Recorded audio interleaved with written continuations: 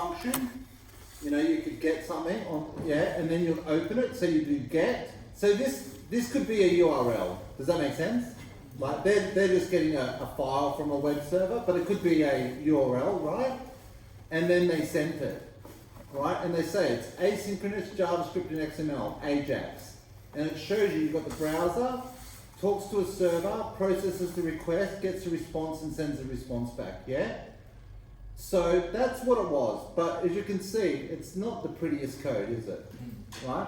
So then there's all sorts of things. So like jQuery did AJAX.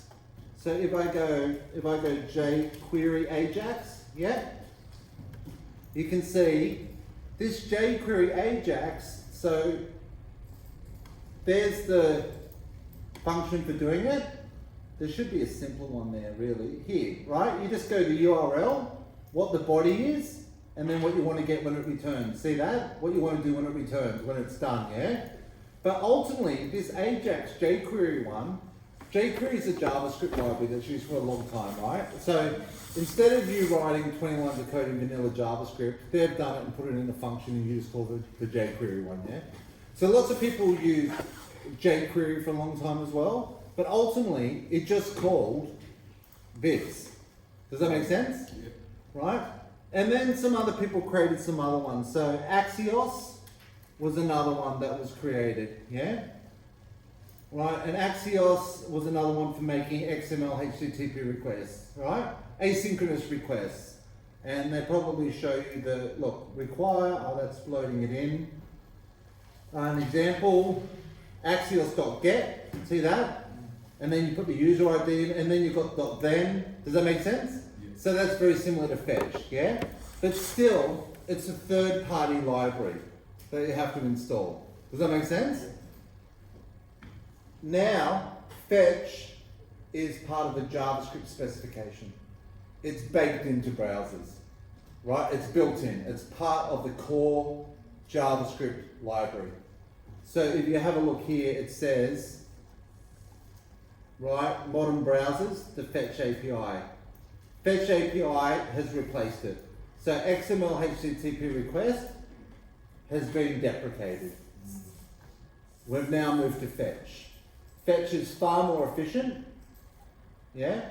And if I go to my app, watch this. If I go to network requests on my app, see how you've got it's fetch/XHR, right? And if I do a refresh, watch.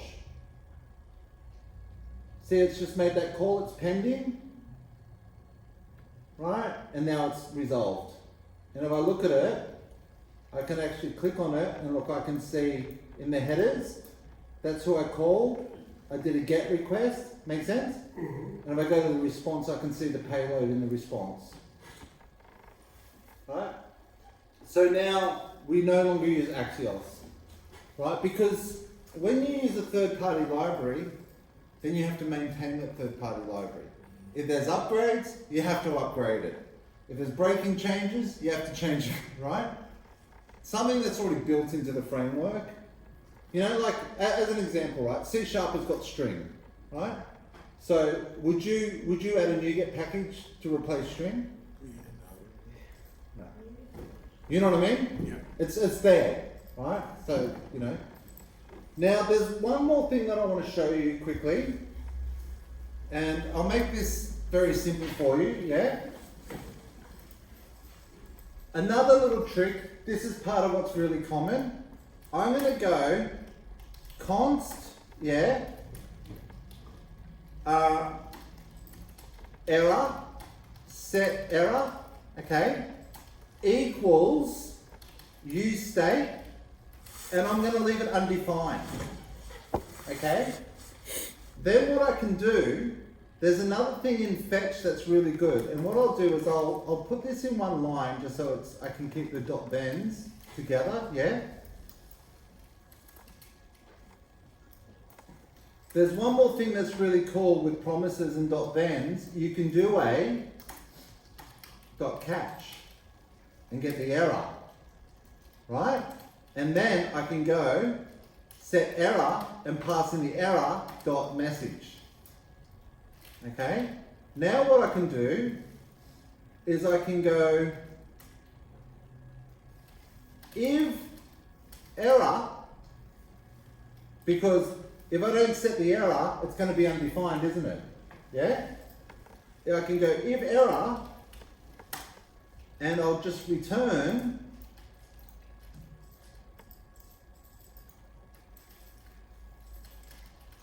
error. Or look, I'll even call this error message. How's that? Yeah? Just so you're not getting mistaken, right? So I'll go set error message. See that? And I'll go if error message, return that. Yep. Now watch this. I'll go back to my browser, and it's just refreshing.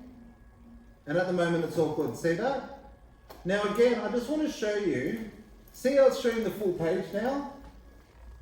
If I open up my F12 developer tools, see how I've got the mobile simulation button up here? See what I'm clicking? Mm-hmm. You can even see that's what it looks like on a Pixel 5, that's what it looks like on an iPhone, that's what it looks like on a Samsung. See that? Mm-hmm. Pretty cool, hey? But it's also got the throttling as to what it acts like according to the network connection you got, yeah? And when you're developing a mobile app, this is a real world consideration, right? You could be on the train and you might have a really weak connection, right? Or you might have a strong connection, but the bandwidth's gone because everyone's using the same connection, right? So it might be slow. So you need to test your app. So you can see when I put it on mid-tier, like when I put it on no throttling and I go refresh, you hardly even notice, don't you? Mm. But if I put it on mid-tier and do a refresh, see how it took a bit longer? If I put it on low end and do a refresh,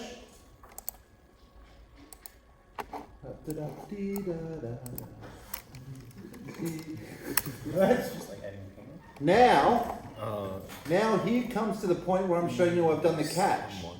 So what could possibly go wrong when I want to get data from a web server? There's no data. No network connection. I can't reach the server. Does that make sense?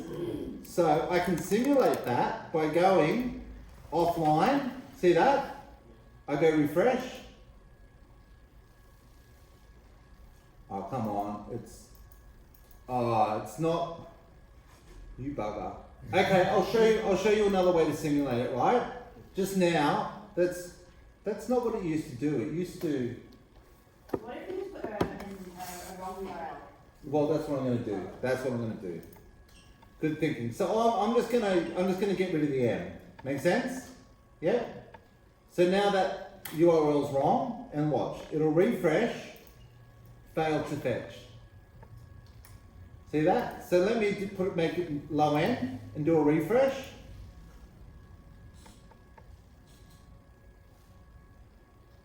Loading, failed to fetch. Make sense?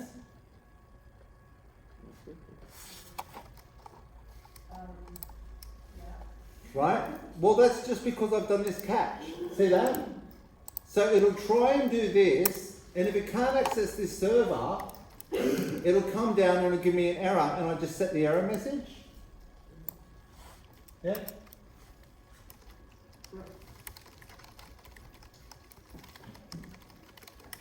All good? So another thing that's done commonly, I'll show you, is I can actually go, I'll put it up here, right? And I'll go const fetch users equals, yep. And now I can make this async, yep. Equals an async function, yep. And I'll give it a body. Then what I'm going to do, I won't make it async because we've done all this resolve. Then what I'll do is I'll grab this. Make sense? Yeah? Then what I can do is I can then go inside my use effect, I can go fetch users. Yep. Does that make sense? I've just put it in a separate function. Yeah. Now, why would I do that? Well, watch this. What I can do, I've still got my button there. Yeah. What I can do is I can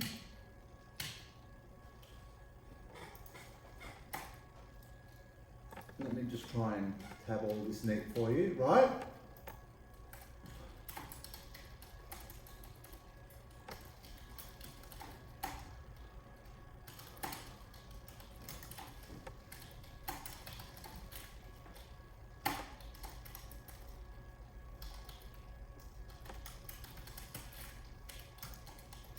Huh?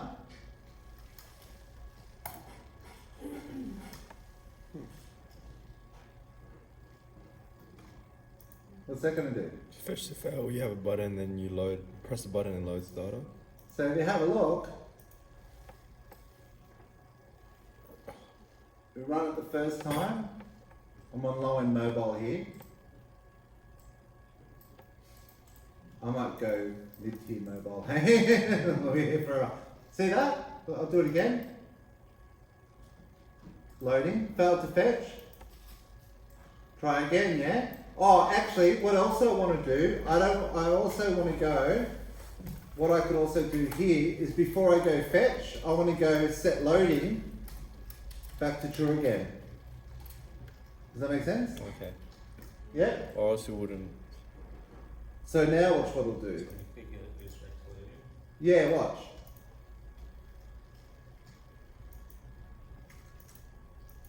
Oh, it's just failing straight away here. Let's do it fast, yeah? It's happening so fast, I think I need to go. Is it because your URLs are wrong? Yeah, it's because the URL's wrong, but what I'm just trying to show you is how you handle that, yeah? Yeah? Make sense? What is so fast is the code that's the JSON file that's being.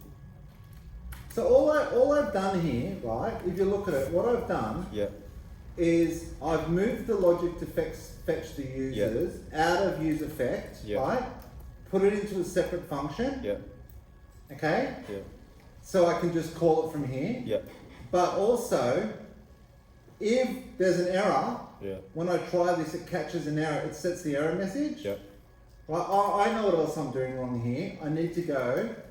I also need to clear out any existing error messages. Set error message equals undefined. So, yeah? Does that make sense? So I go remove error message, yeah? Every time I go to try again, I want to remove any error message if there was a previous one. So failed. Because we're about to try again, right?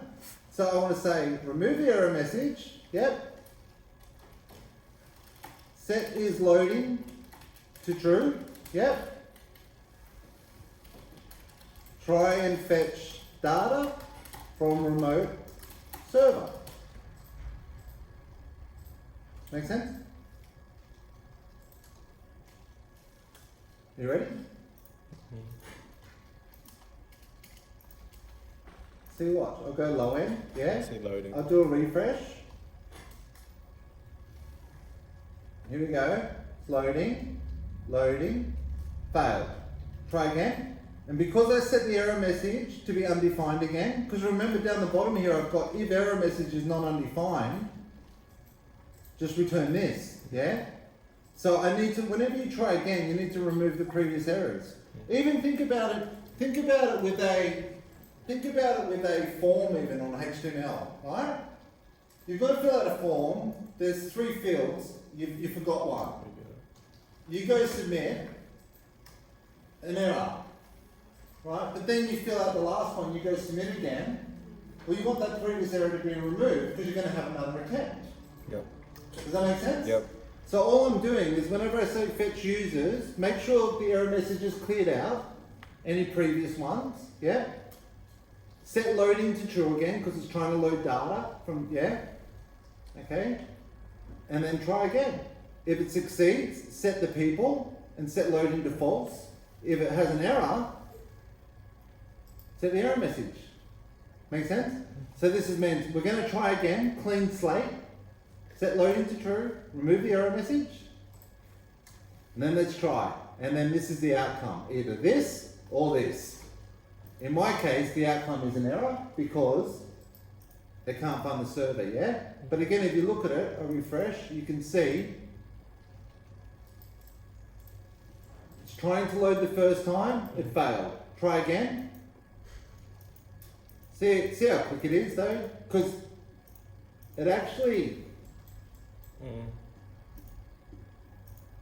I feel like coming for your class is like doing the first window, and there's no data yet because I cannot load it, and then I have to rewatch it again I don't know to what actually this is. get the data after I know that okay, this thing exists. Oh my gosh, I get this concept. You get there. I'm an ultra That's low practice. and mobile. So, I'm a little ultra and that's quite philosophical. Yeah. She needs that fun. Alright. You're better off being a low-end mobile than immobile. Right? And then I fix it, and you see, it's low-end, but now it works as expected. Watch. Because I change it, loading. Bam. See that? Make sense? Let me save this for you. And I'll call this one version 2, yeah?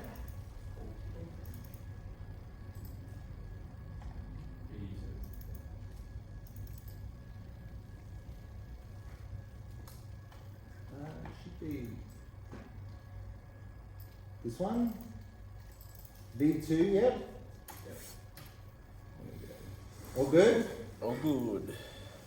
Alright, so I'm hoping that this is really giving you something that you know that you can practice throughout the week, yeah? And if you go to JSON placeholder as well, if you go to the JSON placeholder site, just Google JSON placeholder, yeah? It'll come up the first thing, right? If you go there, you'll see that there's users, there's also posts, see that? There's also comments, you can see the URL, make sense? Yeah? In fact, see how comments has got an ID and a name? Check this out. This will be funny. Oh. Users is the best one, but look.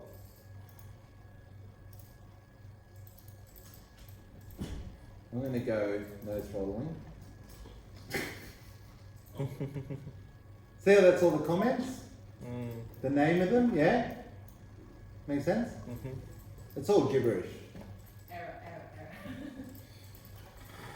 Right? So there's lots of them for you to practice on. Look, photos. Look. Definitely give that a try. See that? Yep. Alright, but really what I'm out for you to understand here is the life cycle, loading async data, and also how you can do this cool stuff. Yeah? Yep. You can set these variables in state and you can return out of the function early. Yeah? In fact, this is JSX. So what I typically do is I go state, yep. And then functions, yep. Effects, yep. And then JSX. See that?